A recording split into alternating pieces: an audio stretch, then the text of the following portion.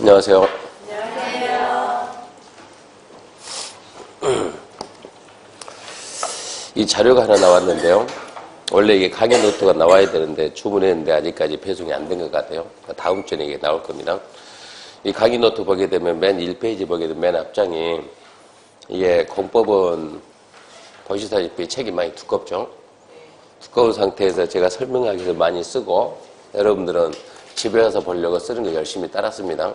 열심히 따랐었는데 집에 가서 보게 되면 왜 썼는지 이해를 못해요. 공법 내용이 이해하기 좀 힘드니까. 그래서 제가 수업 시간에 쓰는 걸 쓰지 말라고 미리 여기에다 다 써놨어요. 써가지고 이렇게 자료가 나갈 테니까 수업 시간에 될 수 있으면 쓰지 말고 들어야 됩니다. 듣고 일단은 무슨 말인지 먼저 알아야 돼요. 무슨 말인지 알겠다 그러면 집에서 좀 복습을 해야 됩니다. 그래서 자료가 나갔으니까 자료 그렇게 활용하시고요. 먼저 우리가 이 프린트 1페이지 보면 1페이지 그 박스에 1번부터 7번까지 있죠. 1번이 국토계획 및 이용에 관한 법률, 2번이 도시개발법, 3번이 도시민주환경 정비법, 4번이 건축법, 5번이 주택법, 6번이 농지법, 7번은 이제 용어에서 이러고 나오는데요. 제가 무슨 말 하려고 하냐 그러면 오늘 수업이 지금 부동산 공법 아닙니까?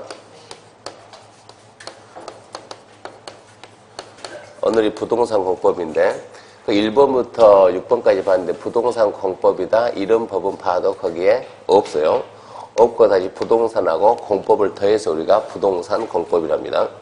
그럼 부동산은 무엇입니까? 부동산은 원장님이 얘기했죠. 뭐하고요? 예, 토지하고 토지에 있는 정착물, 토지하고 토지에 있는 정착물인데 정착물의 가장 대표적인 게 우리는 건축물이거든요.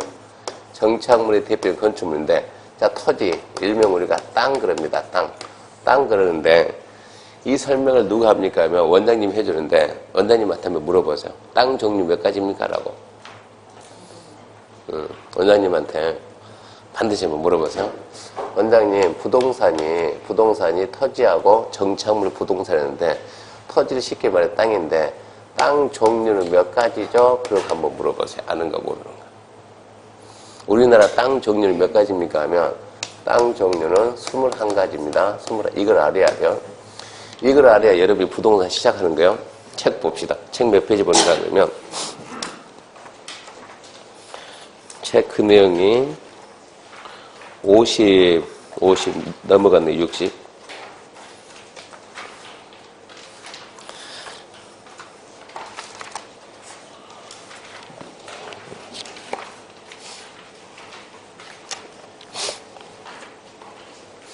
(77페이지) 77페이지. 77페이지에 가지고 2번 용도적의 종류 있죠? 용도적의 종류. 자, 오늘 수업 처음 듣는 분들 숙제입니다. 숙제. 77페이지 숙제. 그 숙제 내주고 숙제 검사 합니까? 안 합니까? 반드시 합니다. 반드시. 실제 검사예요. 검사. 숙제 검사하고 숙제는 누가 거둬옵니까? 그러면 막내가. 우리 막내 누굴까요? 거기가 막내 같은데? 자기가 막내니까 막내가 숙제 거둬오고 인원수만큼 거둬와야 돼. 인원수만큼. 그러니까 우리가 지금 몇 명 정도 됩니까? 한 350명 되죠? 전국방송 나가니까 350명. 그러니까 막내는 항상 350부 숙제를 딱 걷어가지고 와야 돼요. 그럼 제가 일일이 그 확인은 다 하니까. 근데 340명 숙제했다 그러면 막내가 10부를 더 해야 돼요. 인원수만큼 해야 되니까. 그러니까 무슨 얘기냐. 공법이 금요일이죠. 금요일 되면 막내는 수요일부터 얘기해야 돼요. 언니, 금요일날 숙제 알지? 혼자 다 하든가. 첫 번째 숙제가 뭔가 그러면 77페이지입니다. 이걸 보고 우리가 용도 지역이라 하는데 어차피 여러분들 암기해야 될 거 미리미리 해야 됩니다. 용도 지역은 크게 제일 먼저 거기 보게 되면 도시지역. 도시지역은 다시 도시지역은 주거지역. 이거 어떻게 쓰는가 잘 봐야 돼요. 막 쓰면 안 돼요. 도시지역은 주거지역, 두 번째 상업지역, 세 번째 공업지역, 네 번째 녹지지역. 주거지역은 다시 제1종 전용주거지역, 제2종 전용주거지역, 1종 일반주거지역, 2종 일반 주거지역, 3종 일반 주거지역, 그리고 준주거지역 옆으로 쓰는 거예요. 상업지역은 중심상업, 일반상업, 유통상업, 근린상업. 들은 옆으로 썼습니다. 공업지역은 전용공업, 일반공업, 중공업 옆으로 쓰고, 녹지지역은 자연녹지, 생산녹지, 보전녹지 옆으로. 주거지역, 상업지역, 공업지역, 녹지지역 밑으로 쓰고, 얘들은 옆으로 쓰는 거예요. 이게 좌우냐 상하냐 이게 나중에 문제예요. 그러니까 이거 그대로 따라서 써야 돼요. 두 번째, 도시지역 밑에 뭐가 있습니까? 관리지역. 관리지역은 자 관리, 도시 밑으로. 관리지역은 다시 계획관리, 또 밑으로 생산관리, 밑으로 보전관리. 그리고 세 번째, 농림지역. 네 번째, 자연환경 보전지역. 이렇게 써야 돼요. 도시지역, 관리지역, 농림지역, 자연환경 보전지역. 첫 글자 따가지고 도관농자 그럽니다. 도관농자 밑으로 썼어요. 주거지역, 상업지역, 공업지역, 녹지지역, 주상공록 밑으로 썼어요. 계획관리, 생산관리, 보전관리, 계생보 밑으로 썼어요. 주거지역은 다시 일종 전주, 일종 전용 주거지역. 그 몇 페이지 보면 있냐 그러면 78페이지 다 나옵니다. 일종 전용주거, 이종 전용주거, 일종 일반주거, 이종 일반주거, 삼종 일반주거, 준주거. 이건 옆으로. 상업적은 중심상업, 일반상업, 유통근리 옆으로. 공업적은 전용거, 일반거, 중거. 녹지적은 자연녹지, 생산지, 보존녹지. 나중에 이제 이걸 암기가 되면 그냥 자, 생, 보, 전, 일, 준 자연스럽게 해줘야 돼요. 옆으로 쓰는데 이게 옆으로 밑으로가 무슨 관계 있냐 그러면 자 여기는 지금 밑으로 이렇게 쭉 쓰고 이쪽은 전부 다 옆으로 이렇게 썼는데 차이점은 뭐냐 그러면 여기까지가 도관농자 주상공록 계생보 여기까지가 우리는 법률 그럽니다. 여기까지가 법률이고 이쪽은 대통령령이에요. 법률이 정한 거냐 대령이 정한 거냐 이걸 나중에 따져야 되니까. 그래서 문제가 무슨 말이 나오냐 그러면 법률상 법률은 하나 둘 셋 넷 네 개 용도입니다. 법률은 네 개 용도. 하나 둘 셋 넷 다섯 여섯 일곱 여덟 아홉 그러게요. 네 개 용도 9개 지역으로 구분한다. 이런 게 시험에 나오는 지문이에요. 법 뭐라고요? 법률. 전국도는 법률에서 4개 용도, 도관농자, 9개 지역, 주상공록, 계생보, 농자, 4개 용도, 9개 지역으로 구분하는 거예요. 이게 지금 우리나라 땅 종류 땅. 여러분이 지금 밟고 있는 이 땅은, 정상적인 여기에서 여기 근린상업. 그래서 이 땅은 지금 근린상업. 자, 그럼 대통령령에서는 이 도시지역이 총 몇 개 됩니까? 16개로 세분되고. 그럼 이 16개. 그럼 여기 몇 개 있어요? 3개. 19개 몇 개요? 2개. 그래서 우리나라 땅 종류 총 몇 가지냐면 21가지. 어떻게 21가지냐? 얘가 아니고 여기서부터 하나, 둘, 셋, 넷, 다섯, 여섯, 열셋, 16, 19, 21. 이게 우리나라 땅 종류입니다. 그러니까 이거를 모르면 여러분들이 자격증이 있든 없든 따라가지고 중개는 할 수가 없는 거예요. 이게 땅 종류니까 이거 반드시 암기하시고. 집에 가가지고 77페이지, 78페이지 이거를 여러분이 쓰려고 하면은 옆으로 쓴지 밑으로 쓴지 몰라요. 그러니까 사진 하나 찍어놔요. 카톡으로. 카메라 찍어놓고. 이거를 집에서 숙제 해결했더니 내 마음대로 도, 관, 농자, 도, 주, 상 이렇게 하면 안 된다. 이렇게 쓰면 안 된다고. 이렇게 밑으로 써줘야지. 옆으로 써줘야지. 그래야 나중에 문제를 푼다고 문제를. 저게 우리나라 땅 종류입니다. 그러면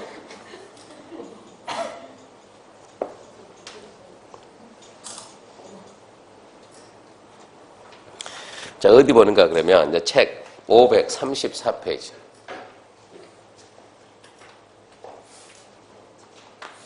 책 534페이지 맨 위에 보면 6번 건축물의 용도 나오죠. 자, 해가지고 박스에 몇 개 들었어요? 28개 들었죠? 사실 29개인데. 자, 1번 단독주택, 2번 공동주택, 3번 일정건생, 4번 이정건생, 5번 문화집회, 종교, 판매, 운수, 의료, 교육연구, 노유자, 수련, 운동, 업무, 숙박, 위락, 공장, 창고, 위험물, 자동차 관련, 동식물 관련, 자원순환 관련, 교정군사, 방송통신, 발전, 묘지 관련, 관광휴게. 그리고 28, 29까지 있는데 넘겨보면 몇 페이지입니까? 543페이지. 28번 뭐가 있습니까? 장례시설. 29번에 야영장.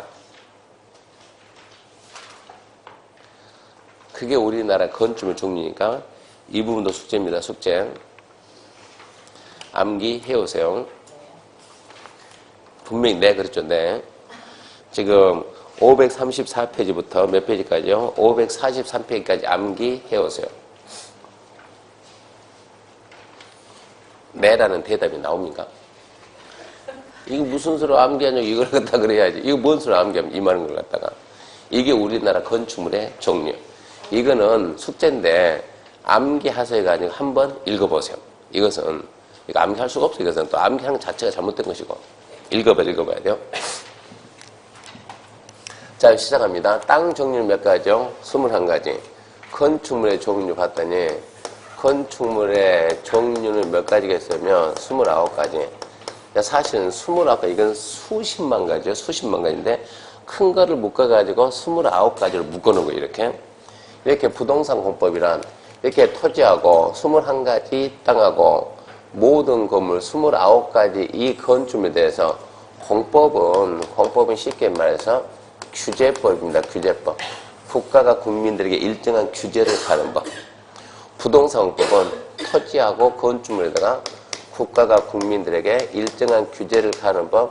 이게 부동산 공법이죠. 그러면 국가는 왜 국민들의 부동산에 대해 규제를 가는가 그러면 규제를 가게 된 이유는 이게 우리 국토입니다. 아래쪽이 우리 쪽이죠. 커요, 작아요? 작아요. 이거 양쪽에서 자꾸 이렇게 확 늘리면 자꾸 한번 당겨볼까요? 늘어나요, 안 늘어나요? 안 늘어나요. 이걸 세 글자로 뭐라 그래요? 부증성. 네, 부증성. 여기서 시작되는 거예요. 규제가 시작되는 여기 있는 거예요. 국토는 터지는 절대량이 한정되어 있다. 한정된 자연 국토를 갖다가 어떻게 이용하는 게 효율적 이용일까? 토지 이용을 개인의 자율적 의사에 맡기는 게 효율적일까요? 국가가 공권력에서 규제를 하는 게 효율적일까요? 이걸 보는 거예요. 그래서 국가가 일정한 규제를 하고 방향을 주고 그렇게 쓰는 게 전체를 봤을 때 효율적 같아요. 그래서 국가가 좀 규제를 해가지고 국토를 효율적 이용해가지고 효율적 이용한다. 쉽게 말해서 잘 쓰고요. 잘 쓰고 그 다음에 잘 살자. 누가 잘 살자? 혼자가 아니고 다 함께. 더불어서 다 함께. 그래서 우리가 이거 보고 공공복리법이나 이게 공공복리 증진이다. 이 목적을 달성하기 위해서 부동산에다 규제를 가는 법, 이게 부동산 공법이에요. 그래서 모든 법은 법 1조 보면 이 법의 제정 목적이 나옵니다. 이 법의 제정 목적. 이것은 목적이 뭔가? 그랬을 때 이 목적을 저는 설명을 할 것인가 말 것인가? 중개사법 했나요? 안 했나요? 했습니까? 아직 안 했어요? 그날 안 나왔어요. 중개사법 시간에는 목적 설명을 해야 해요. 했다며. 네. 그러니까 본 목적 설명해야 안 해요. 아니 그 목적을 설명하냐고 안 하냐고. 하지. 왜 목적을 설명해요? 그게 저 문제니까. 문제는 저는 이 법 목적을 설명을 해줄까 말까 그러면 공법은 다른 과목보다 책이 빼빼요 뚱뚱해요. 뚱뚱해요. 시간은 똑같은 2달. 모든 과목은 뚱뚱하든 얇든 전부 다 똑같이 2달 내에 끝내야 되니까 설명할 내용이 너무 많다는 얘기입니다. 그래서 일단은 제가 뭘 설명하냐면 첫 번째 그 내용이 시험에 나오느냐 안 나오느냐. 일단은 시험 위주로 가요. 시험 위주로 가고 시험에는 안 나올 망정 나중에 합격하고 난 다음에 실무에서 쓰이는 내용들. 자, 여러분들은 1년 동안 학원 열심히 공부해가지고 합격합니다. 합격하고 나와서 그 학원에서 배운 내용 가지고 실무를 해야 돼요. 실무를 해야 되는데 실무할 때 물건 설명을 해야죠. 설명할 때는 민법이 아니고 세법이 아니고 중개사법이 아니고 설명할 때는 공법으로 설명해야 돼요. 그러니까 여기 있는 이 책을 배워가지고 그 내용 가지고 물건 설명을 해야 된다고. 근데 문제는 이게 분량이 너무나 많다고 분량이. 그러니까 설명을 다 해줄 수가 없다고. 그래서 일단은 우리는 시험에 나오는 거 위주로 급하게 이거 설명하고 그리고 실무 가서 쓴다라고 하는 것은 시험에 안 나오지만 실무에 씁니다. 그러면 간혹가다 한번 툭 이거 나중에 실무할 때 쓰니까 이 정도는 알고 가서라고 설명해 준다고. 그러면 법 목적이 시험에 나오는가 실무에서 쓰는가 이거를 따져봐야죠. 공법 목적이 시험에 나와요 안 나와요? 안 나와요. 설명할 시간이 없어요. 그러면 제일 먼저 아까 우리가 무슨 법이요? 국토 계획 및 이용에 관한 법률 1조 딱 보면 이 법의 목적 나오면 설명할 시간이 없으니까 저는 바로 패스. 시험에 안 나옵니다. X. 여러분도 따라서 X. X 근데 그냥 X 그러지 말고 한번 생각해보고 무슨 생각하고 공공복리 증진이다. 그 생각하고 이제 X요. 목적이 시험에 안 나옵니다. 그 목적은 뭐라고요? 공공복리 증진이다. 이 생각해야 돼요. 부동산 공법은 부동산에다 규제를 가하는 법인데 규제를 가하는 게 몇 개 있습니까 하면 대충 해서 한 120여 개 정도 있다고 그래요. 이 정도 있는데 그 중에서 우리가 중개입니다. 중개하고 직접적으로 관련되는 것도 이것도 또 수십 개 됩니다. 다 할 수가 없는 거예요. 그래서 그 중에서 가장 대표적인 6개입니다. 6개. 6개 법률만 빼가지고 일단은 이것만 시험 범위라고 하자. 이것만 시험 범위라는데 이 시험 과목을 뭐라고 잡아줄까? 과목을. 애매한 거예요. 그래서 우리가 배우는 이 내용이 감정평가사 알죠? 감정평가사 시험 보기에서는 거기서는 부동산 공법이 아니고 부동산 관계법규예요. 거기서는. 주택관리사 시험 볼 때는 주택관계법령이라고 그래요. 공인중개사 시험에서는 과목을 부동산 공법이라고 그래요. 그러니까 부동산 공법이라 그런 법이 있다 없다? 없다고. 단지 시험 보기 위해서 6개 법을 묶어서 편의상 우리는 명칭을 뭐라 하자? 부동산 공법이라고 하자. 지금 이런 얘기예요. 이거를 배우는 거예요. 그럼 여기는 첫 번째 나오는 법이 첫 번째. 이제 법 명칭. 아까 프린트 1페이지죠. 국토 계획 및 이용에 관한 법률인데 국토를 갖다가 어떻게 이용하는 게 효율적일까? 국가가 먼저 계획을 만들고 방향을 줄 테니까 국민들은 그 계획에 맞춰서 쓰라. 이러면 국토가 효율적 이용이 된다 이 얘기입니다. 그래서 법 명칭을 국토 계획 및 이용에 관한 법률이라고 만들어 놨는데 명칭이 너무 길잖아요. 그래서 국가는 안 되겠다 명칭을 줄이자 해가지고 국토계획법입니다. 국토계획법. 근데 저는 수업 시간에 바빠요. 공법 선생은 어디 가나 바빠요. 그러니까 줄여가지고 국계법. 내용을 줄이고. 전 앞에서 국계법 그러면 여러분 따라서 국계법 그러지 말고 여러분들은 국토 계획 및 이용에 관한 법률 이렇게 가져야 되는 거예요. 이 법은 우리나라 국토를 어떻게 이용할까? 국토 이용에 대해서 방향을 줍니다. 이렇게 이용합시다. 국토 이용에 대한 방향을 제시하는데 몇 문제 나오냐 그러면 시험에서는 12문제 나오고 여러분들이 열심히 하게 되면 8문제를 맞출 수가 있어요. 그러니까 목표가 8개요. 두 번째 나오는 법 명칭이 도시개발법입니다. 도시개발법. 쓰지 말이요. 안 써도 괜찮아요. 앞으로 1년 동안 여러분은 저 뭐 한가 이것만 봐보자는 얘기요. 도시개발법은 도시개발. 그래서 도시개발은 존재하지 않는 도시를 만듭니다. 이것은 신도시개발입니다.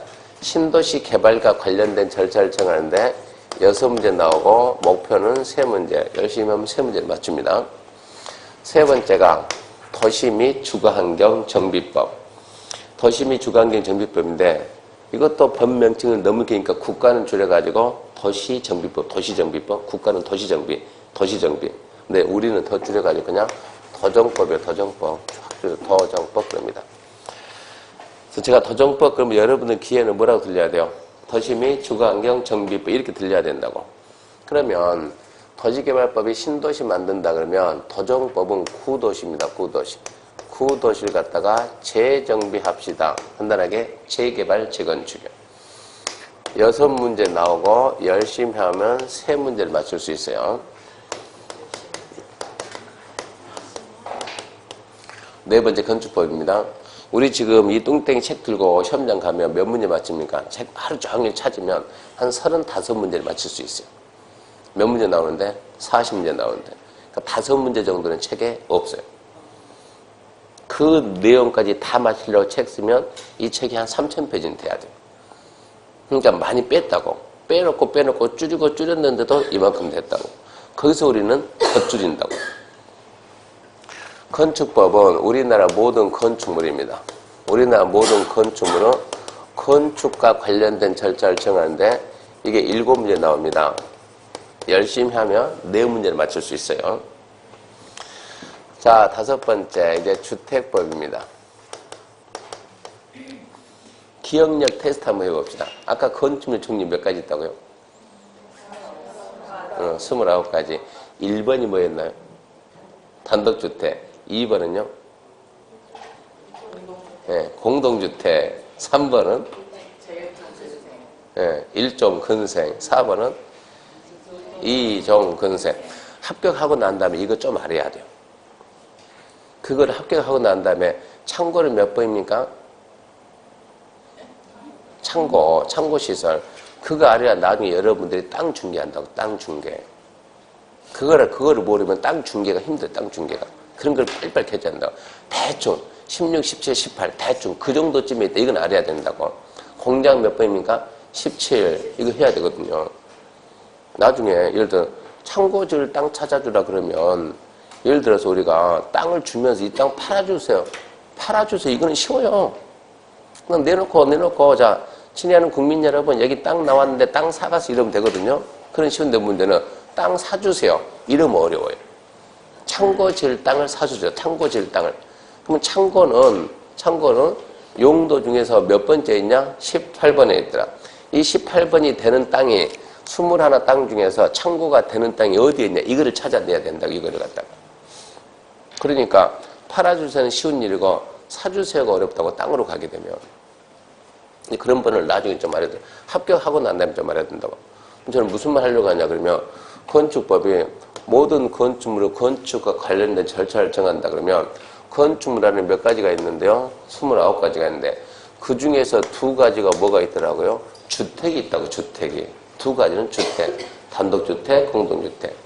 자, 우리나라 주택은 2가지입니다. 주택은 첫 번째 단독주택이 있고 2번째 공동주택이 있는데 가구 수세일 때 단독은 호입니다. 호, 공동은 세대고 단독은 30호, 공동은 30세대가 기준이요. 우리나라는 이거를 기준해가지고 자 미만 할 겁니까? 아니면 이상 할 겁니까? 미만 그러면 30이라는 숫자가 들어가요? 안 들어가요? 안 들어가요. 이상 그러면 들어가는 거예요. 그러니까 미만 그러면 미만은 몇 개까지요? 29개까지. 이상 그러면 얘는 30개부터 이 얘기입니다. 29개까지는 건축법입니다. 건축법으로 건축을 해요. 건축법에서 뭘 받냐 그러면 건축 허가를 받아야 돼요. 근데 30 이상이다 그러면 이때는 이제 법이 모든 건축물은 예외가 없어요. 우리나라에서 모든 건축물을 건축할 때는 건축법에서 건축허가를 받아야 돼요. 근데 모든 건축물 중에서 지금 뭘 얘기하고? 주택이 30 이상이 되면 건축법에 우선하는 특별법이 있어요. 특별법. 일반법, 특별법 우선하는 거요. 건축법에 우선하는 특별법, 주택법이라는 법이 있어가지고 이 법에서 뭐라고 그러냐? 이 법에서 사업계획서 만들어서 승낙받아요. 사업계획 승인받으라 그래요. 건축법에서 뭐라고? 모든 건축물은 주택이든 뭐든 따지지 말고 모든 건축물은 무조건 어쩐다? 건축법에서 건축허가를 받아야 된다. 예외가 없어요. 전부 다 우리나라 모든 건물 지으려면 건축법 건축을 받는다.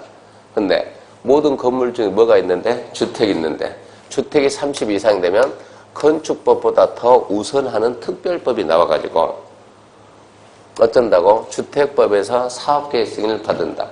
그럼 그 다음에 무슨 말이냐? 사업계획 승인 받으면 건축법에 의한 건축허가 받은 걸로 간주한다. 본다 이 얘기입니다.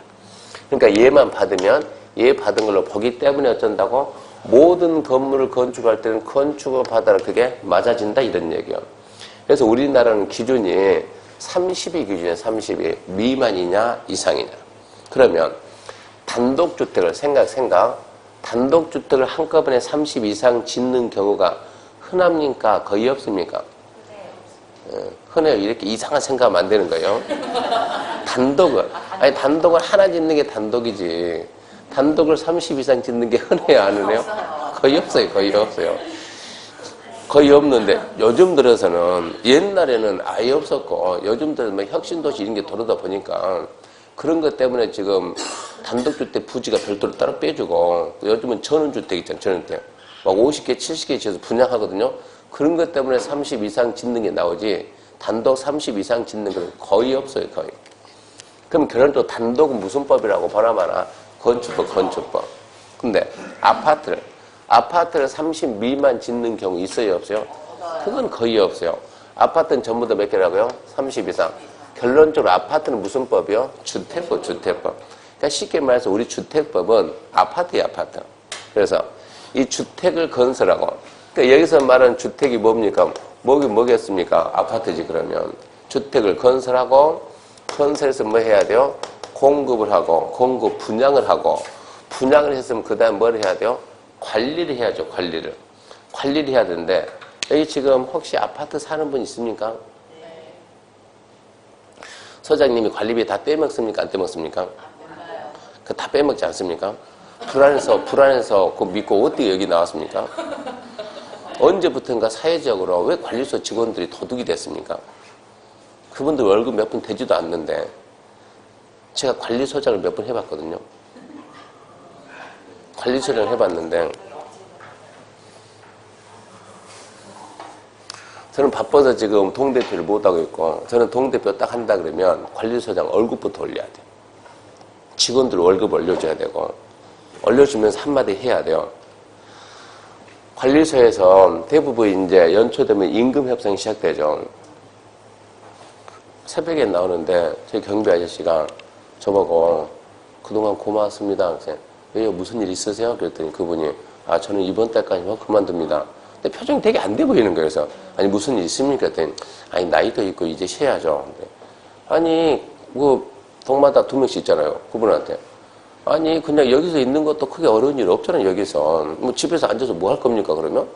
연세도 그렇게 안 많을 것 같은데. 그러니까 아니 일단 집에서 쉰다고. 왠지 모르게 힘이 없는 거예요.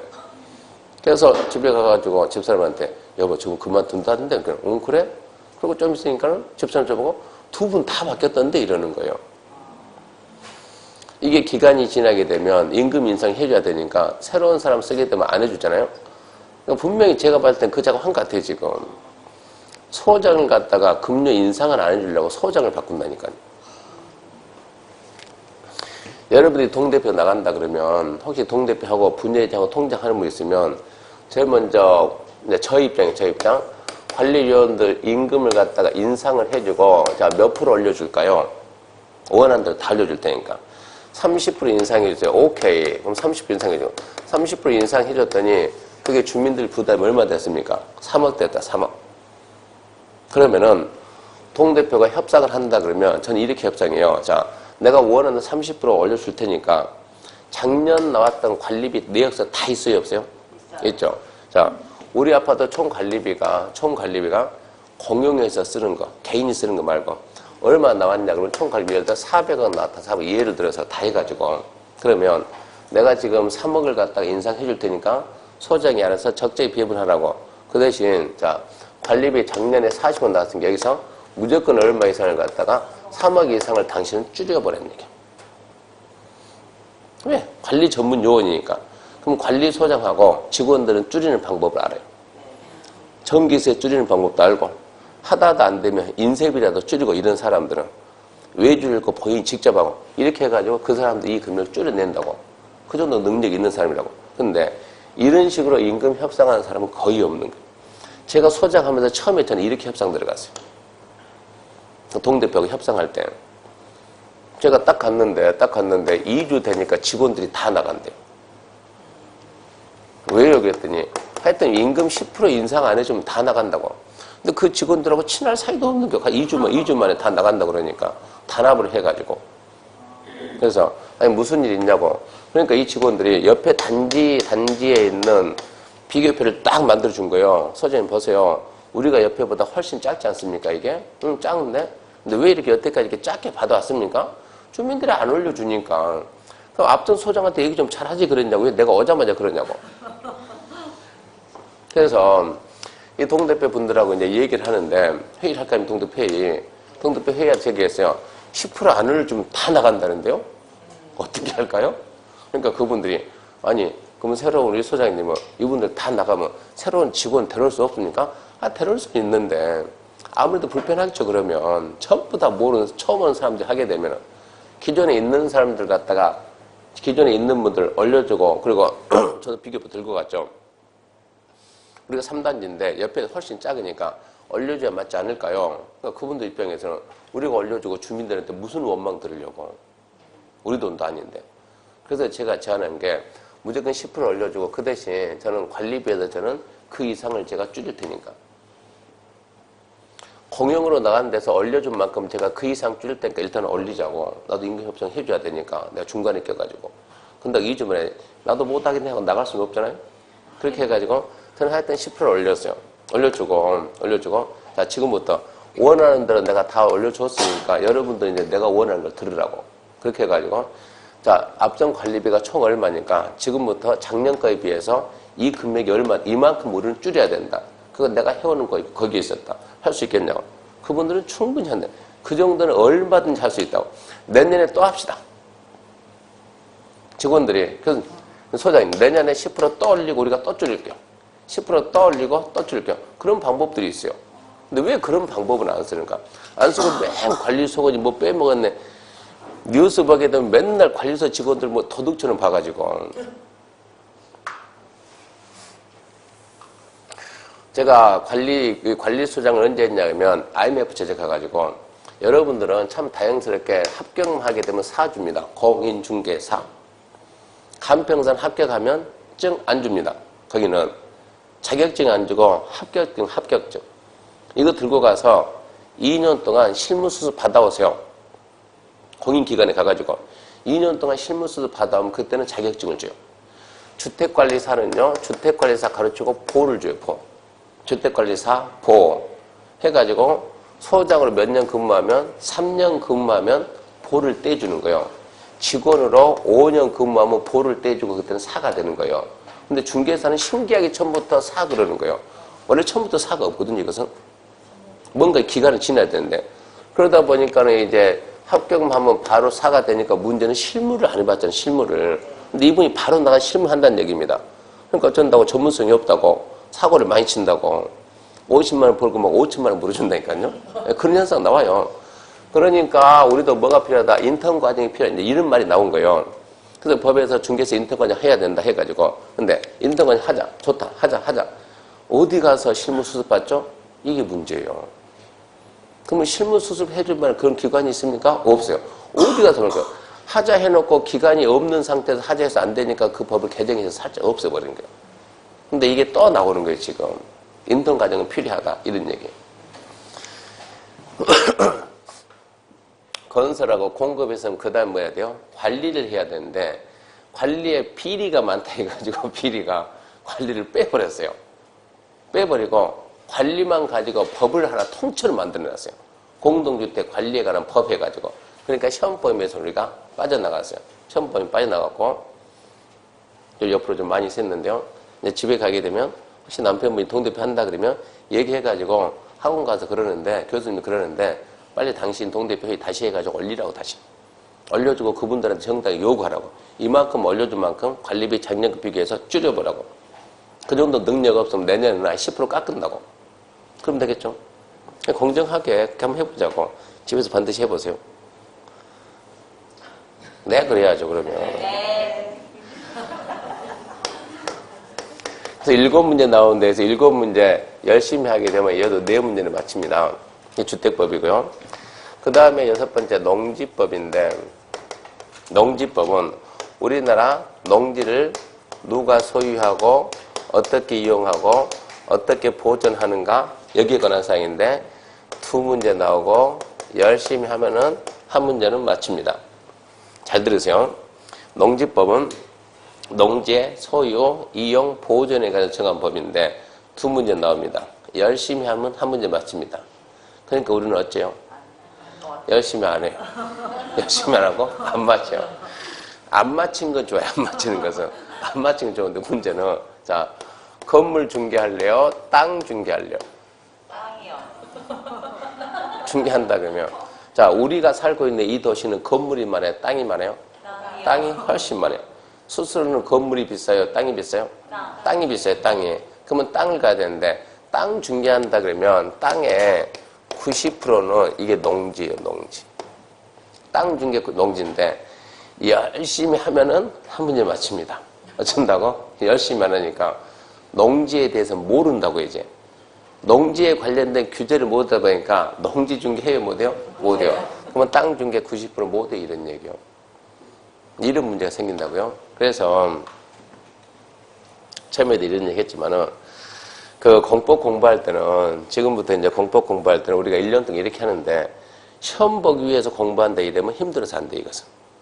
내용 자체가 딱딱하니까 시험 본다 생각하지 말고 여러분이 합격하고 난 다음에 실무를 하려면은 공법으로 실무를 하니까 설명을 해야 되니까 설명을.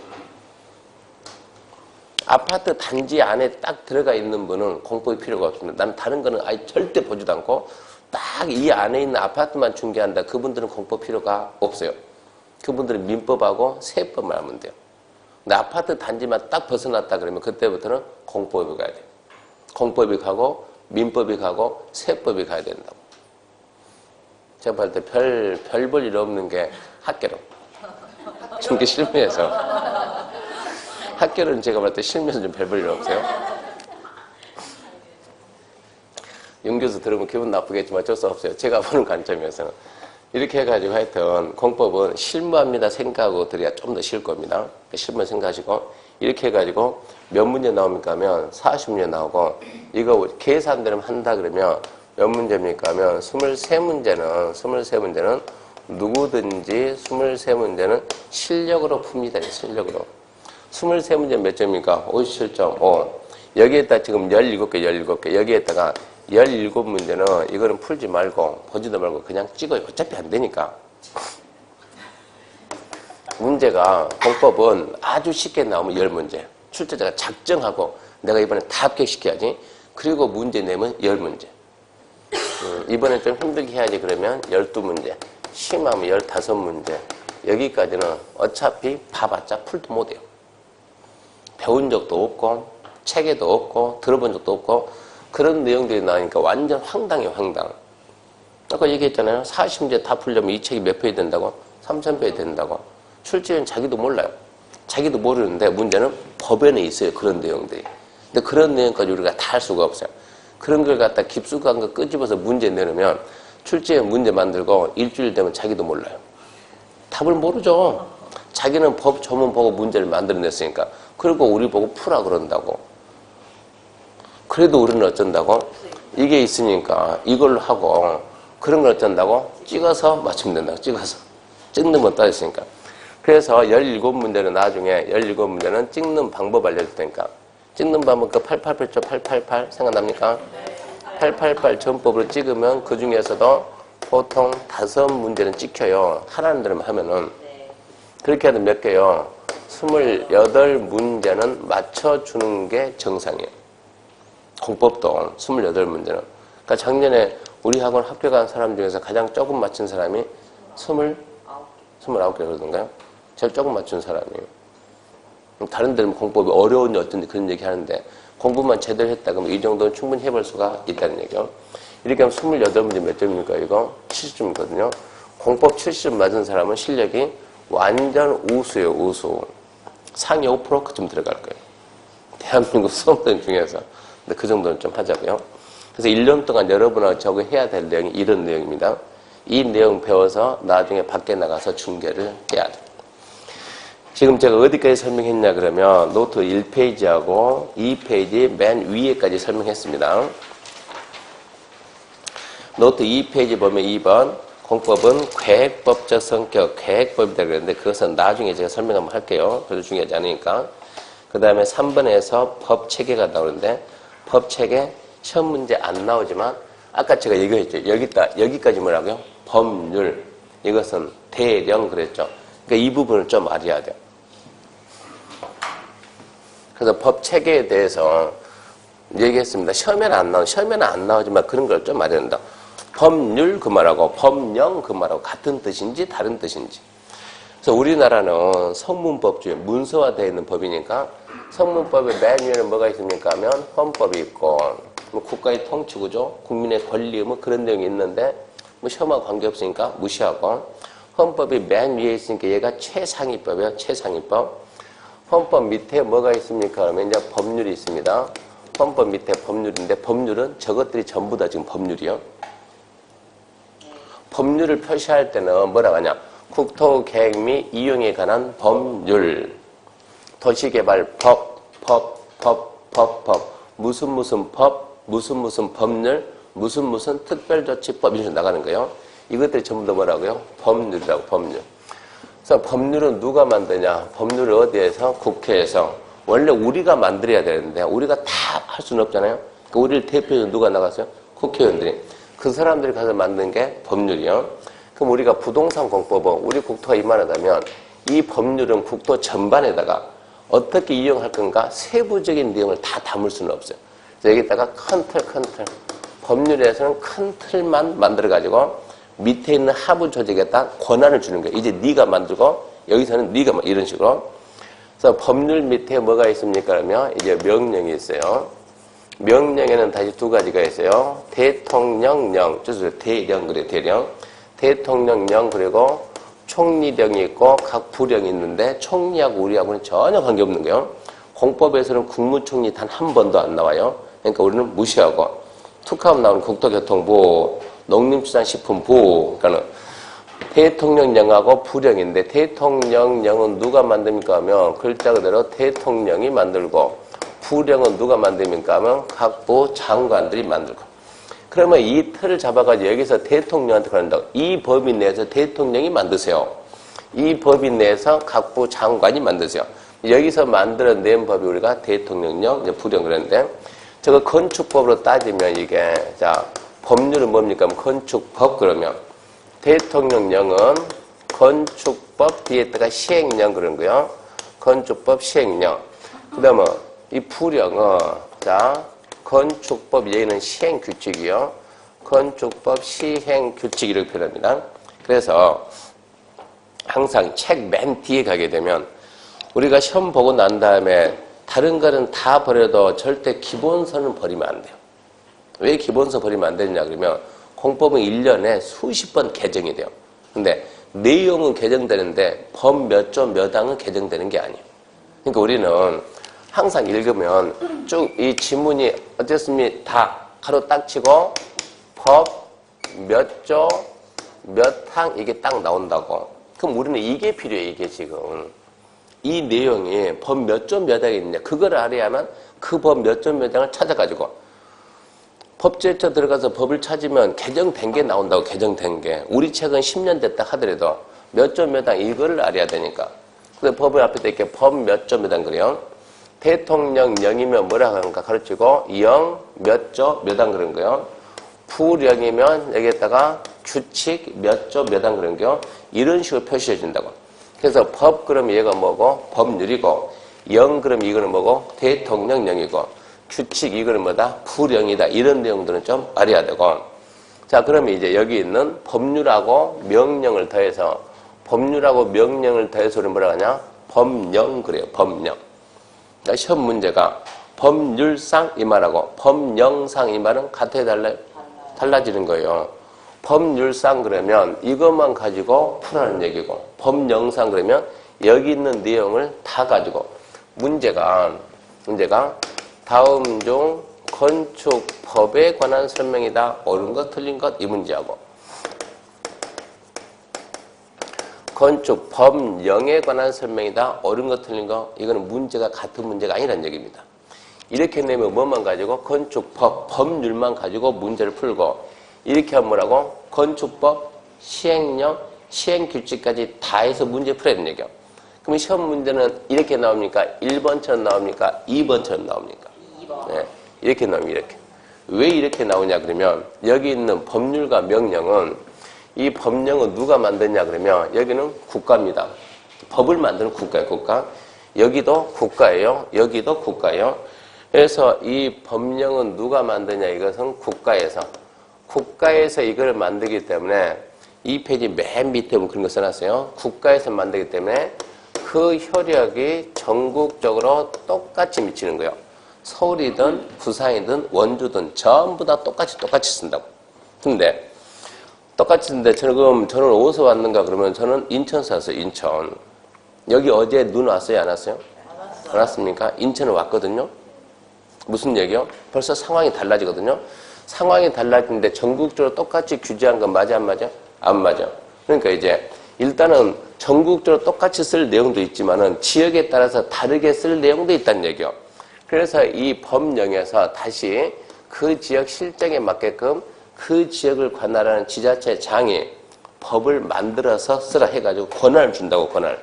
그래서 넘어온 게 뭐가 나오냐 그러면 이제 조례가 나온 조례. 조례는 어디서 만듭니까? 이것은 해당 지자체에서 만드는데 지자체 그럼 크게 두 가지. 첫 번째 광역자치단체, 두 번째 기초자치단체. 광역자치단체를 뭐라 한다? 시도.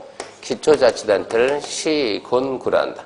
시도에서 만든 조례가 우리는 시도조례. 시군구에서 만든 조례는 시군구조례. 서울특별시장이 조례를 만든 그 뭡니까? 서울특별시 조례요. 서울특별시 조례는 어디서만 쓰는 법이에요? 서울특별시만 쓰는 법이요. 강원도지사만 강원도 조례는 강원도만 쓰는 법이다 이런 얘기요. 그러면 강원도 조례가 시험 문제에 나올까요? 안 나올까요? 그러면 강원도민들은 그게 필요해 안 필요해? 필요하지. 당연히 알아야지 이 사람들은. 그러면 당연히 시험 문제에 내야 되겠는데 서울에 있는 사람들은 강원도 조례가 궁금하지 않다고 왜 그 사람한테 남의 동네 법을 우리가 알게 해야 되냐 이런 얘기야. 그러니까 조례는 전국적으로 다 다르니까 지역마다 다르니까 시험 문제 낼 수가 없다는 얘기야. 그래서 시험 문제는 전국적으로 똑같은 뭐 낸다고요? 법률하고 명령, 법령만 냅니다. 법령만. 법령이 시험범이고 합격하고 난 다음에는 법령에다 뭐까지 조례까지 해가지고 실물해야 돼. 실물. 이렇게 나가는 거예요. 그래서 시험 문제는 이제 법령인데 일단은 이 법률에 있는 내용들은 큰 내용들이고 중요한 내용들이라고. 내용들이 전부 다 국적적 중요한 것들이요. 대통령령에 있는 것도 그런 데는 중간이죠. 중간. 아주 작은 거. 그런 대로 중요한 게 좀 있는 거요. 근데 규칙은 이제 세부적인 건데 실질 세부적인데 여기까지 공부하면 우리가 이제 한두 끝도 없는 거예요. 여기까지 깊게 들어간다 그러면. 그래서 가로치고 규칙 이런 부분은 대부분 포기하고 책에도 규칙은 별로 안 써놨어요. 거기까지 내용 나오면 그러면은 이 책이 이제 3,000페이지 넘어간다고. 해볼 수가 없다. 해볼 수가. 그래서 대부분 우리는 법하고 대통령령까지는 공부를 한다. 그래서 일단은 법 체계가 이렇게 돼 있다라는 거 알아놓고요. 저런 거 모르면 나중에 중개할 때 애로사항 되게 많습니다. 그 다음에 이제 노트 3페이지 보면 4번 행정조직의 장 책에 나옵니다. 행정조직의 장. 중앙행정, 지방행정, 행정조직의 계층구조인데 그 밑에 보게 되면 박스에 권한자 1번, 6번까지 쫙 있는데 헌법 선생들이 1년 동안 강의하면서 가장 많이 받는 질문이 이 부분입니다. 시도, 그때 시가 누굽니까? 시군구, 이때 시는 누굽니까? 시도, 대도시, 그때 시는 누굽니까? 특별시, 광역시, 특자시, 특자도, 시군, 또 왜 이렇게 나오고? 그러니까 이 시장이 나오긴 나오는데 여기저기서 나오는데 내용들이 전부 다 제각각이니까 이 질문이 가장 많이 들어요. 근데 그 부분 설명할 테니까 잠시 쉬고 거기서부터 합시다.